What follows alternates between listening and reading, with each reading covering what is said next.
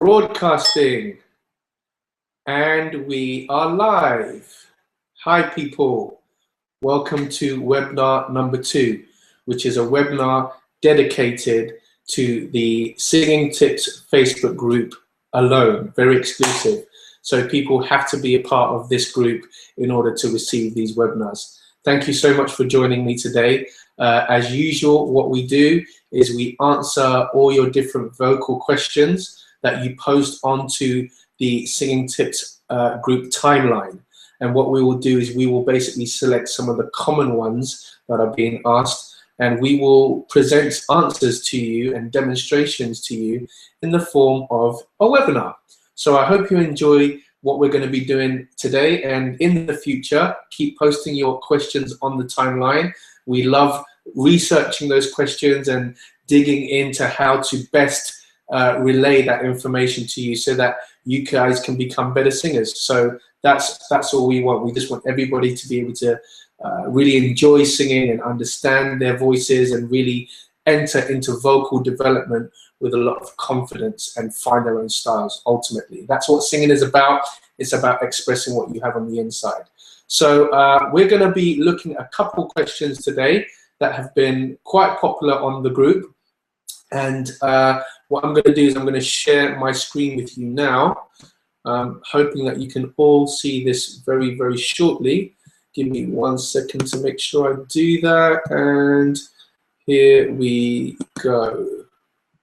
Great. So I'm hoping you guys can all see that. Please let me know if you can't see that. I'm hoping that you can see that. So yeah, so here we go. The 2 questions that we have for you today are, 1, how to sing those high notes. So this is a common thing that we get asked by a lot of singers. How do I sing those high notes effectively? How do I sing those high notes with more power, etc., etc., etc. And then the second question we're going to be looking at, which is a really cool one, is should the larynx be high or low when singing? Okay. So what I'm going to do is I'm going to kick off with the answers in this way. I think it's very, very, very important that you understand the mechanics and the functions of what is happening in your voice when we are looking at singing high notes or singing with high larynx or low larynx. So as you can see in my little presentation there, I've got on the left-hand side, which will probably be on your right-hand side, I've got a picture of the sort of larynx there. It's not the complete picture, but it's just most of the cartilages, the main points of the cartilages of the larynx. And then I've got a lovely young lady there attempting to sing a high note. So let's move forward with that. So high notes, we're going to look at that first. The vocal cords are short and thick in chest or lower register, and long and thin in head or higher register. So this is what is happening when you are singing high notes. Basically what you get is a situation where the cords are stretched. And as they stretch, they get a little stiff as well. Now that stiffening and stretching process allows us to sing those high notes. Does that make sense? And then obviously what happens is when you sing the lower notes, the chords just come back to a kind of thick and bulky position, and that's what accommodates the low notes. So what I'm going to do is I'm going to come out from sharing this for a second, and I'm just going to give you a quick little demonstration of what that's like. So I'm going to take this rubber band here, okay? So imagine these are your chords, okay? So as you sing higher notes,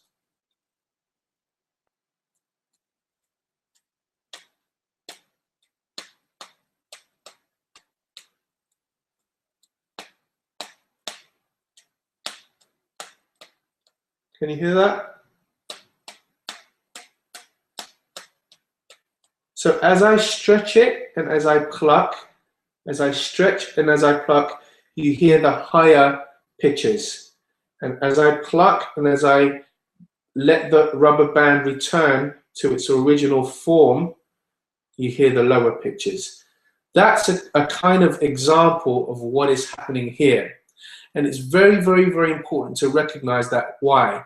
Well, if you've got such a stretched, thin structure happening in there, it makes no sense to throw more air at your voice.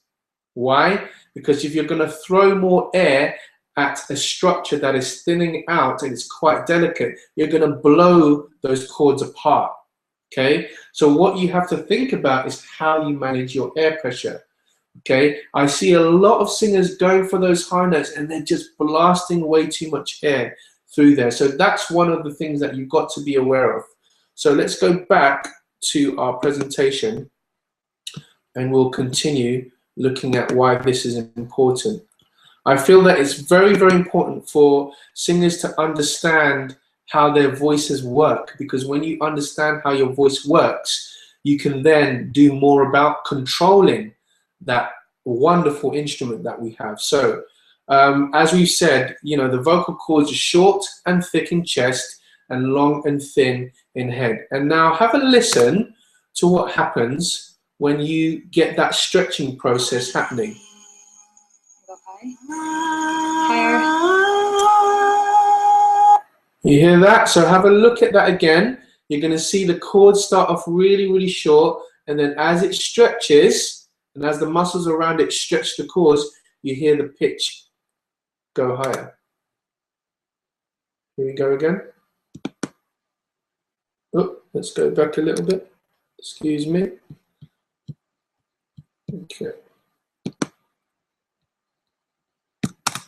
Okay, here we go again. Sorry about that. Here we go. And go high. Higher. See that? Here it is again. And then it stretches, and it's higher. Stretches, and then it's higher. Does that make sense? So that's what's happening when you sing higher notes. Okay? So, moving on. How do vocal folds make pitch in the first place? Well, the vocal cords are able to create amazing sounds due to the articulation between certain muscles. And that just means the relationship they have. These different muscles have a great sort of harmonious relationship. And they are the ligaments, which sometimes can be called cords, which is where cords comes from, and the connected cartilages. Okay. Now, you will hear the term vocal folds as well, and this is because obviously as science gets into discovering more about the voice, they realize that the actual bits that make the pitch are more they fold together rather than look like a cord. The cord refers to the ligaments in the vocal cord, and that's why you get the term vocal cord, but you can also refer to it as vocal folds because of the way and the action of the actual white tissue that you saw there in the video. So in your lower register, you mainly change pitch by increasing or decreasing tension in the TA muscles, the muscles that run the length of the vocal cords. The vocal cords are short and thick in the lower notes, with the TA muscles doing most of the work.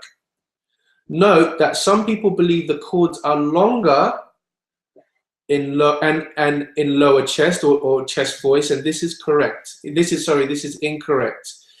TA stands for thyroarytenoid muscles, so we call it TA for short. What are the thyroarytenoid muscles? They are the muscles that are responsible for that chestier sound, that in the voice, that stronger, thicker sound. Okay, so they are the muscles that are used to, or that are responsible for causing that thicker, chestier sound in our voices. As you raise pitch into your upper register, a new group of muscles becomes involved. These are called the cricothyroid muscles, or CTs for short. So This is an interesting kind of relay between the TA muscles and the CT muscles.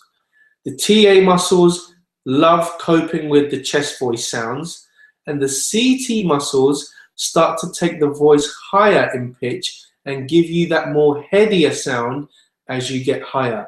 And this is so important because that transition or that handover from TA to CT has to be smooth. This is very, very crucial for singing high notes. The CT muscles stretch the chords, making them longer and thinner. The vocal ligament also increases tension, raising the pitch. This is just like stretching a rubber band. It will increase tension and pitch. And I demonstrated that little demonstration with the rubber band there. Now, it is true that a longer string produces a lower note. That's true, generally speaking. However, the vocal cords more than compensate for this lengthening by becoming thinner and adding more tension. This gives us the ability to sing very high notes. Okay, so moving on, common reasons why singing high notes may be hard. Sometimes there's too much extrinsic muscle tension. What is that? That means all the different muscles that are pretty much around your neck on the outer side of the larynx. So if you just put your fingers on your neck, all those muscles that you can feel right there, those are the extrinsic muscles, the outer muscles that connect the larynx to all the other different sort of bones and structures on the body. So sometimes singers use too much of that muscle and it can feel a little bit like that. That's me using my extrinsic tension. Some of the other reasons why it might be hard to sing high notes is too much air pressure, like I described. If those chords are getting thinner on the higher notes and you're throwing too much air at it, you could blow that whole balance apart. So sometimes that's the reason, or sometimes it could be both. Inefficient chord closure. So instead of the vocal folds coming together efficiently in order to create tone, they don't come together efficiently to create tone. So people struggle to sing those higher notes. What if I have all that is there? Is there anything else that can get involved? Of course, everybody's different. There may be different things. There might be an illness. It might be something on the chords. You know, there's so many different things that could be contributing to people not singing high notes. But these are just kind of the more common ones that are not to do with illness or anything like that, but are just to do with the way the body functions. Key tools to begin singing high notes with ease. Knowledge of your instrument is very, very key to understanding how to sing high notes with ease. You've got to know how your voice works. The vocal cords are very, very important. You've got to know how they work in order for you to control them better. Another really great tip for singing high notes is accessing or releasing that, getting that released into your head voice. This is very important. That head voice is the area that tends to resonate a little higher, okay? Whereas chest voice is that vibration that you get here. So it's learning how to negotiate between and getting that right could be absolutely instrumental to the way you sing high notes. Obviously, we've mentioned good chord closure. Good chord closure is the difference between ha, ha, ha, or ha, ha, ha. I just sung the same note, but with one, the chord closure was a bit inefficient and wasn't, it was actually allowing too much air through. So we didn't have much chord closure there, so therefore we didn't have much sound. And what you get is more of a falsetto sound, like ha, ha, ha. We tend to sort of refer to that as falsetto, whereas this, ah, ah, ah, that's not falsetto, has a lot more chord closure. To some people, it might sound a lot like chest. I can guarantee you that wasn't my chest voice. That was more my head voice. But within that area, you have two conditions, an inefficient one and an efficient one. And I just demonstrated the efficient one by closing my chords. Vowels and the understanding on how to tune your vowels as you sing high using your articulators or your mouth. This is a very, very important aspect of being able to sing high notes with ease as well. So that's something that we can delve into at a later stage, and just understanding resonance and understanding how resonance feels in your own body is a really important part of being able to sing high notes properly. So becoming a great singer, the relationship between the TA muscles and the CT muscles is very important in singing. If you engage too much tension when trying to sing higher, your voice will lock up. If you relax the TA too much and the CT or stretching muscles engage too strongly, you'll flip into falsetto, right? So those are the two different extremes, and we want to try and get a balance of the TA and the CT working together. The key is to have these two opposing muscle groups working in synchronized harmony, with the articulation of the tension and release between them adjusting in place for each pitch with microscopic accuracy. This, of course, takes time and is part of good vocal training. And as I said before, knowledge of your instrument or the whole singing system and the vocal cords is a good place to start in becoming a great singer. So it's understanding how these muscle groups work together to create this harmonious sound. It's so important to feel that. And the only way you can really start to understand and feel that is by engaging in good vocal training. Of course, your practice routine. Man, I bang on about this all the time. Practice doesn't make perfect. Perfect practice makes perfect. Practicing something wrong merely teaches us to do it wrong. The real vocal development takes place when your motivation to improve coincides with the effectiveness of deep practice mechanics. So you have to want to be good. You have to want to get better. You have to have a vision for your voice, and you have to want to have the will to train and to work on your voice. And when you have that will and you have good practices where your practice is effective and you take your time and you're concentrating on what you're doing, you will improve significantly and develop significantly. Keys to practicing: isolate the key skill. You put on central skills under the magnifying glass. You aren't working with your entire moves, but just the most important parts, which is usually to do with pattern of recognition and reaction. So this is practicing. You've got to basically take certain things that, I don't know, maybe you're struggling with certain things. You can literally isolate those points that you're struggling with, and you can work on them and work on them and work on them until they become a recognized pattern in your body. It's so important to isolate certain exercises and work on them specifically. Pressurize. Get yourself into really tough situations where you have to try and figure out what's happening with your voice. Practicing in this way forces nimbleness and will make performance under normal conditions far easier. If you add the pressure on, if you work on really tough things, you'll find that it just gets easier and easier when you're singing other stuff. Number 3, make it fun and a little bit silly, you know. These are not serious-minded drills when you're practicing.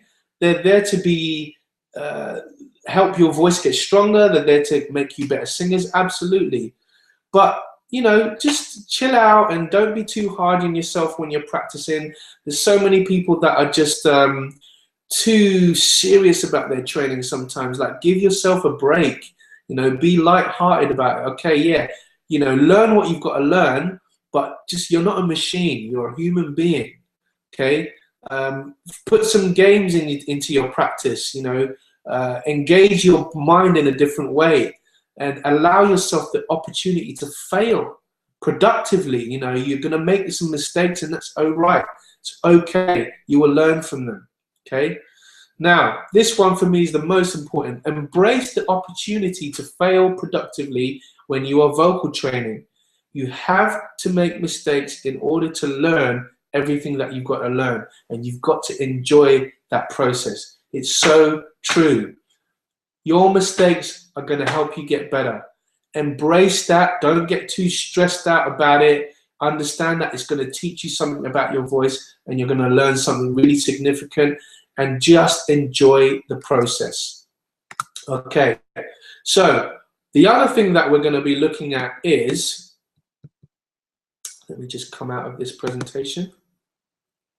Awesome. Is the question of the larynx, and should it be high, should it be low when we're singing? Okay, check this out. I'm going to play you a couple of little videos because I think this is going to serve you very, very well in understanding something. Okay, so have a listen to this.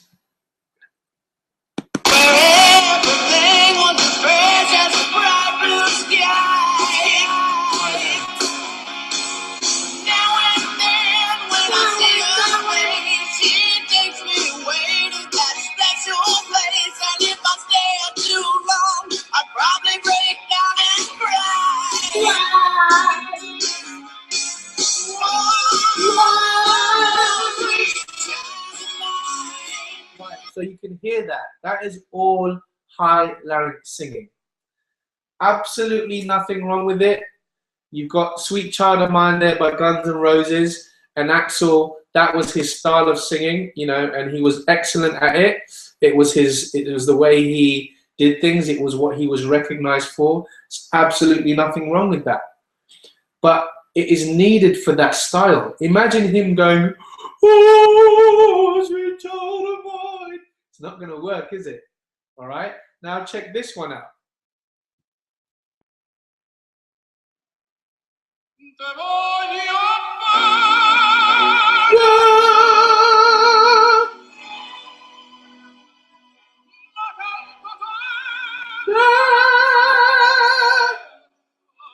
Yeah.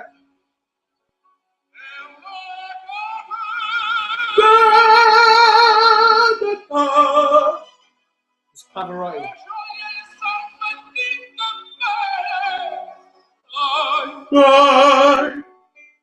Etc. Imagine Pavarotti trying to go, a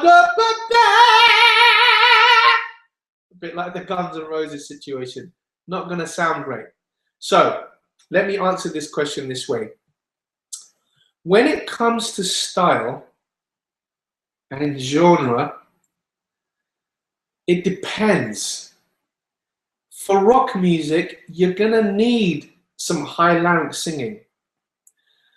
For opera, you're not going to need it because it doesn't lend itself to the style of music. Does that make sense? So in opera, yes, they will tend to have a lower larynx when they're singing, and they need to have that because of the style of music. So in their pedagogy, in their training routines, they will encourage a lot of this lower larynx sound because it's needed and it's necessary to get the accurate resonance and the accurate feel and style for opera or classical music, right? For most contemporary styles, you're not really going to use that kind of low larynx operatic sound, okay? You're not even going to really use much of that sort of soft palate sound. You're going to use more of a pharyngeal, you're going to use a lot more kind of fry, you're going to use a lot more of those poppy textures, and the larynx will tend to sit a little higher than it would do studying that kind of more classical context. I hope that makes sense. Now, Of course, in pop music, you know, in gospel, they do things like, you know, if someone's singing Amazing Grace, how sweet the sound, they'll throw in a kind of lower larynx thing for the style of it, but that's quite an open thing. Like in gospel music and in contemporary styles, you can use all these different colors and nuances to create feeling and mood in your music. So you can actually switch between going high larynx sometimes, you know, neutral and low, for the purpose of really creating color and creating emotional context in your music. It's lovely to do that. Now, that's that. Now, if we look at the context of technique, technique is about your voice functioning at its most efficient and at its optimum. So to sing a scale and sound like that one is not efficient and it's not optimum. Neither is this or neither of those are efficient or at its optimum. Why? When it comes to function, it's about having a balance of things. You want your voice to work in a balanced way, technically speaking, which means it is just functioning at its optimum, at its best. And sound, in general, is only at its best when it's complete. What does complete mean? Complete means in the sound spectrum, you have a bit of treble and a bit of bass. When you can hear the treble and the bass in sound, you get a complete sound. Okay, so have a listen to this for a second. So I'm going to sing this note and I'm going to take off a lot of the bass. Okay, I'm going to sing it on an ah.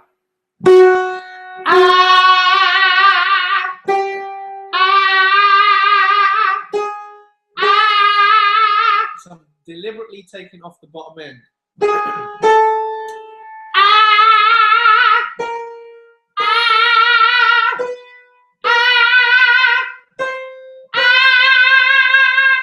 Okay, now in some context, stylistically, that might be okay, but from a technical point of view, it's incomplete. I can't hear the bottom end, so your voice isn't really working at its optimum or at its best.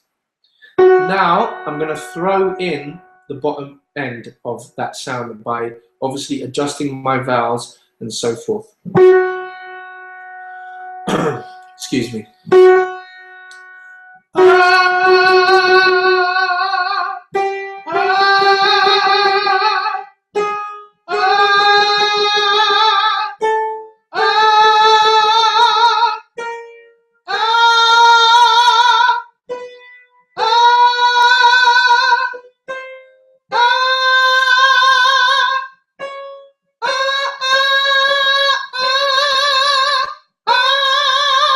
As opposed to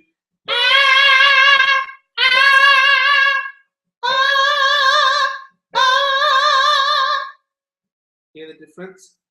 So for me, that was the difference between having a high larynx and having a lower larynx, or a more relaxed larynx. I like to call it a more relaxed larynx. If the larynx is relaxed, you tend to get that sort of treble and bass in the voice, so therefore you get a more complete sound from a technical functioning at its best point of view. Okay? Now from a stylistic point, it really doesn't matter. It's whatever you want it to be. If you need it to be low, sing low, if that's what the style demands. If it needs to be a little bit more in the middle and neutral, let it be that. If it needs to be slightly high, let it be that, okay? So in my opinion, there really isn't a right or a wrong when it comes to singing with a high larynx or low larynx. It depends on what is required in the style of music. So if I'm singing musical theatre and I'm playing a character, I'm going to need a high larynx, right? But then maybe when I start singing, I need to sing with more of a complete sound. So I've got to make sure that that larynx sits a little lower and feels more relaxed and isn't so high. Now, it becomes a problem when you are singing with a high larynx, but what you have is those extrinsic muscles getting in the way. So we talked about extrinsic muscles, which are all the outer muscles here, yeah, all these strapper muscles here. Now, if I'm singing with a high larynx anyway, and those strapper muscles are getting involved, then we've got a big problem. Does that make sense? But if we can have those extrinsic muscles stay out of the way, a high larynx sound isn't all that bad. Okay? Now, you can also have the extrinsic muscles getting in the way when you sing lower notes as well. It's not just about high notes, okay? But I love these two questions because the high note issue and the sort of larynx issue are kind of connected. Your larynx is always going to move. I don't think you can absolutely keep your larynx perfectly still. No, you can't. Even as I'm talking to you right now, my larynx is flipping up and down, but it's just not exaggerated. It's not extreme. It's enough to make the adjustments in the pitch and in the tonal qualities what they are. And that's necessary. It's like this larynx is made up of mostly cartilage. And the reason why it's made up of mostly cartilage by grand design is so that it can be flexible to move around. Up, down, rocking left to right, forward and back. It's designed to really, really move around. So to suggest that it's like a stiff thing that needs to be like a bone that needs to stay still is wrong. It needs to move around. That's what it was designed to do, to move around and rock around back and forth, left and right, whatever, rotationally. It's supposed to do that. So I reckon that the question of, you know, should we sing with a high larynx or low larynx is dependent on, one, the style of music that you're singing and what it is you're trying to achieve in a song, particularly if it's a contemporary song. In classical and opera and a lot of kind of legit musical theatre, you had to have a larynx that was a little lower, that added a little bit more of that depth, so that when you get that, for like the sopranos, they had to have that sound. Or for the males, Buddy, I love you. That sort of thing. I love you. Rather than, I love you. You can hear that my larynx right there is a little bit more neutral. And then you've got, I love you. Or, I love you. It's just a little high. One was extreme, one wasn't. Or, I love you.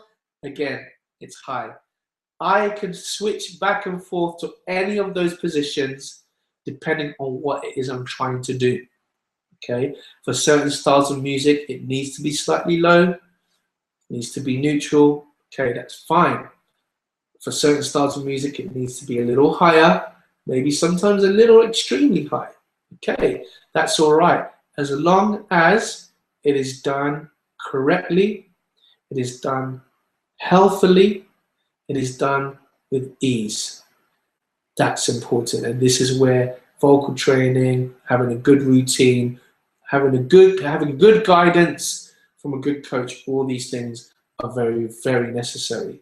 So to recap, the high notes, you've got to know how your voice works. You've got to know that there are a group of muscles called the TA and there are a group of muscles called the CT muscles, and they kind of have this handover between each other depending on how low or high you sing.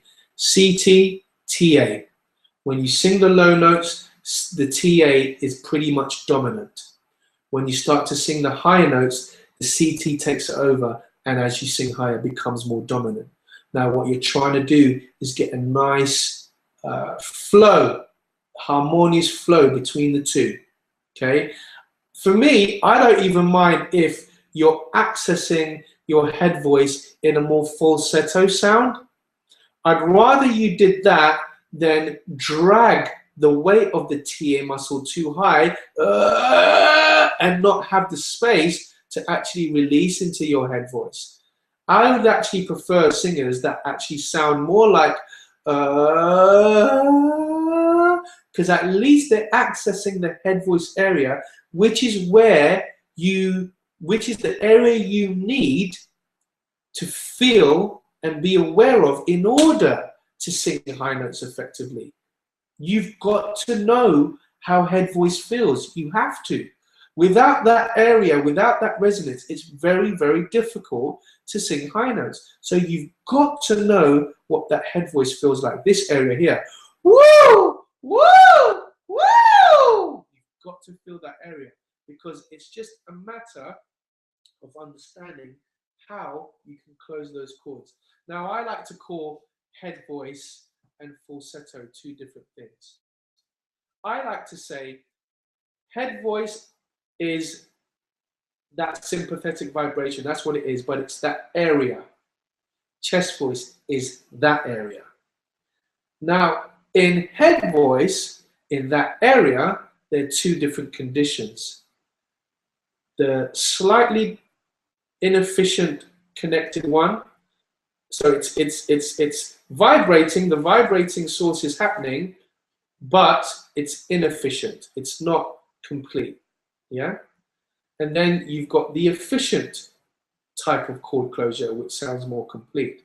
So what I mean by that is as the vocal cords are vibrating, the inefficient sound means that there's just a bit of air coming through in that cycle that you can hear it in the sound. So it's more, so in head voice you have that condition. But you can also get the vocal folds vibrating a lot more efficiently, which means that you get more tone in that head voice area. So that can also turn into Can you hear that? So let me play that again. Inefficiently closed.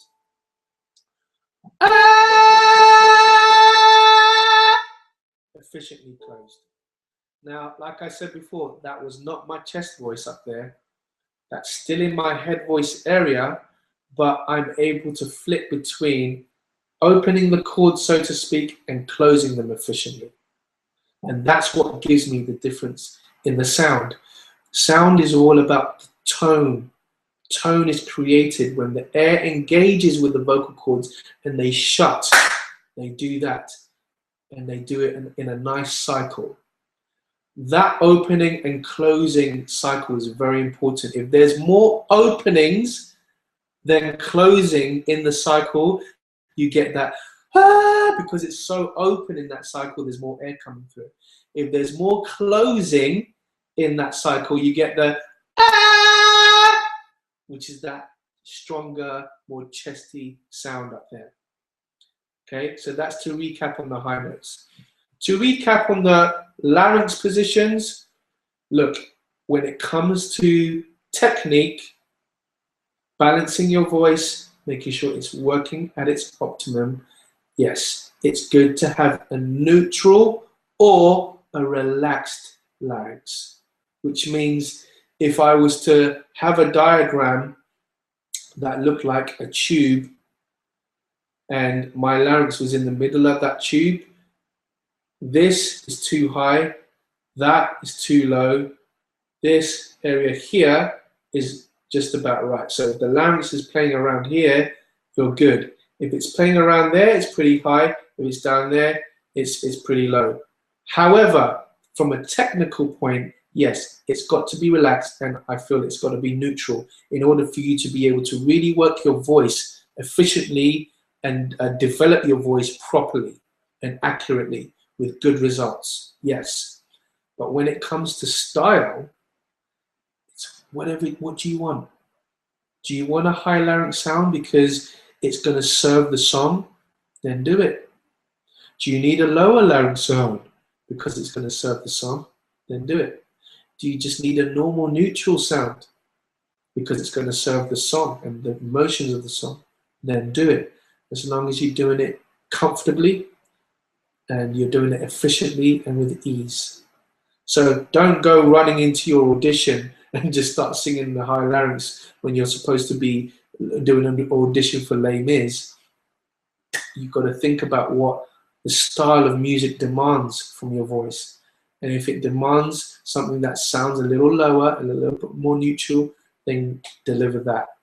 If you're going for We Will Rock You and they need some real screams and high larynx stuff and really piercing tones, then go with a higher larynx and go and make that rock music sound more authentic if you have to do that. Really depends on what you want to do and what you need to achieve. But you must have control of that mechanism and be able to do those things efficiently. And those are my answers to those questions. Right, thank you so much for coming. I hope that has helped. If you have any questions, please throw them at me on the Facebook group, or you can throw them at me on here. It really doesn't matter. There will be a replay of this after, so you can listen back to it. Keep those questions coming.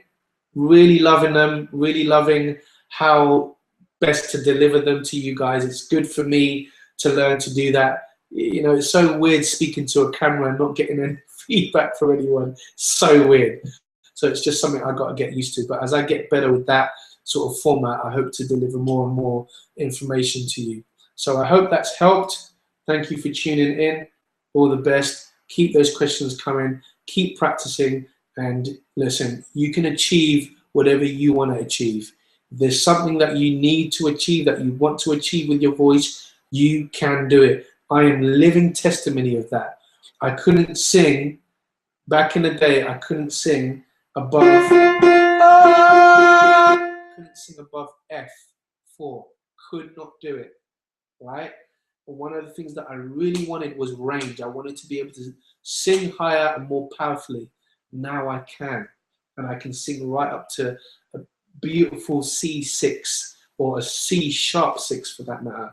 And that's where my voice has taken me, but it's been hard work and dedication and understanding how my voice works and learning about it and being able to control it because I understand how it works. Thank you very much. God bless you. See you for the next one, which will be next month in June. See ya.